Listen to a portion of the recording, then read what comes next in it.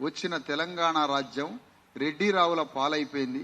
ఇప్పుడు మనం అన్ని పార్టీలలో, అన్ని వేదికల్లో, అన్ని కుల సంఘాల్లో అనేక రకాల డిమాండ్లతో కొన్ని వందల వేల సంఘాలు ఉన్నాయి. ఆ సంఘాల అజెండాలు అంతే ఉంచుకొని, కానీ ఇక్కడ కామన్ ఎజెండా ఒకటే, తెలంగాణ రాష్ట్రంలో మన బీసీఎస్సీ ఎస్టీల రాజ్యం రావాలి. ఈ కామన్ ఎజెండా కోసం పార్టీ ఏతరగా, సంఘాల ఏతరగా, వేదికల ఏతరగా అందరం కలిసి ఈ రాజ్యం కోసం కష్టపడదాం. ఏ పార్టీ ఉడని ఉండని, ఏ సంఘం ఉడని ఉండని, అందరినీ ఈ సంఘంలోకి ఆహ్వానించి రేపు యాత్రను విజయవంతం చేసి అంతిమంగా తెలంగాణలో రాజ్యాన్ని సాధించడానికి బాటలు వేయాలని మీ ద్వారా మరొక్క మారు కోరుతా ఉన్నాం. ఒకటి, పీడిత వర్గం బీసీఎస్సీ ఎస్టీలు తెలంగాణ రాజ్యాన్ని పరిపాలించడం ద్వారా, సంపదను పంచడం ద్వారా, భూమిని పంచడం ద్వారా, మానవ హక్కుల్ని కాపాడడం ద్వారా, రాజ్యంలో భాగస్వామ్యాన్ని ఇవ్వడం ద్వారా, తెలంగాణ ప్రభుత్వంలో ఉన్న అన్ని విభాగాల ద్వారా ప్రజలకి మేలు చేసినప్పుడు మాత్రమే ఈ దుఃఖం నిర్మూలన.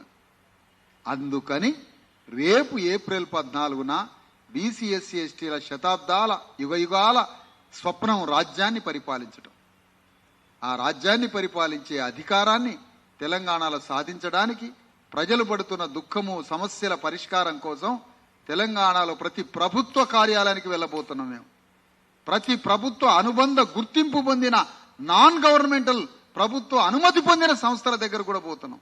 ప్రజలకు వీళ్ళు కీడు చేస్తారా, మేలు చేస్తారా, ప్రజలను చంపుతున్నారా, ప్రజలను బాగు చేస్తారా అని ప్రతి కార్యాలయానికి పోతాం. ప్రభుత్వ వైద్య శాఖ దగ్గరికి పోతాం, ప్రభుత్వ విద్యాశాఖ దగ్గరికి పోతాం, ఎంఆర్ఓ ఆఫీసుకు పోతాం. ఆడికి వచ్చినోడికి కుర్చీ వేస్తాడా, మంచినీళ్ళు పోస్తాడా, ఇంత ఛాయ్ పోసి కూర్చోబెడతాడా, ఎంఆర్ఓ బజార్లు నిలబెడతాడా, కలెక్టర్ కార్యాలయంలో మా ప్రజల్ని నిలబెట్టి అట్నే గంటల తరబడి నిలబెట్టి ఉంచుతుండా, లోపలికి పిలిచి మంచినీళ్ళు పోసి కలెక్టర్ కూర్చోబెట్టి ఇన్ని అబ్జర్వ్ చేస్తాం మేము. ఎందుకంటే ప్రభుత్వం ఉన్నది సామాన్యుడి పాదాలు గడిగి తన పరిష్కారం చేయడానికి, సమస్య కోసం. ఆ విధంగా బీసీఎస్సీ ఎస్టీలు అంతా తెలంగాణ గడ్డ మీద పడుతున్న దుఃఖము, నిర్వేదన, ఆవేదన వీటిని పరిష్కరిస్తూ తెలంగాణ రాష్ట్రంలో బీసీఎస్సీ ఎస్టీల రాజ్య స్థాపన కోసం ప్రారంభమవుతున్నటువంటి ఈ మా భూమి రథయాత్ర, 1,00,000 కిలోమీటర్ల రథయాత్రని విజయవంతం చేయాల్సిందిగా తెలంగాణ రాష్ట్రంలో 3 కోట్ల మంది ప్రజల్ని మీ ఈ వేదిక ద్వారా కోరుతూ ఉన్నట్టుగా మీ అందరి ముందు ప్రకటిస్తున్నాం. ఇది ఈ రోజు యొక్క కార్యక్రమ ప్రధాన ఉద్దేశం.